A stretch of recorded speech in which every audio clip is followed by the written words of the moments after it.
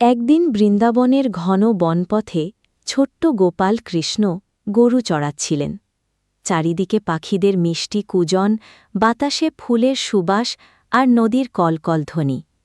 কৃষ্ণের মনে তখন এক অদ্ভুত সুর বাজছিল, কিন্তু তার হাতে কোনো বাদ্যযন্ত্র ছিল না। ঠিক তখনই তিনি দেখলেন নদীর তীরে একটি পুরনো বাঁশগাছ পড়ে আছে। গাছটি যেন তাকে ডাকছে। কৃষ্ণ কাছে গিয়ে মৃদু করে বললেন, তুমি কি আমাকে তোমার এক টুকরো দেবে? আমি তোমার থেকে এমন এক সুর তুলব যা সকলের হৃদয় ছুঁয়ে যাবে। বৃক্ষটি হাসল, আর এক কোমল বাতাসে তার একটি ডাল ভেঙে কৃষ্ণের কোলে পড়ল। কৃষ্ণ সেই ডালটি কেটে ভালো করে ঘষে তৈরি করলেন একটি বাঁশি। তারপর ঠোঁটে নিয়ে ফু দিলেন।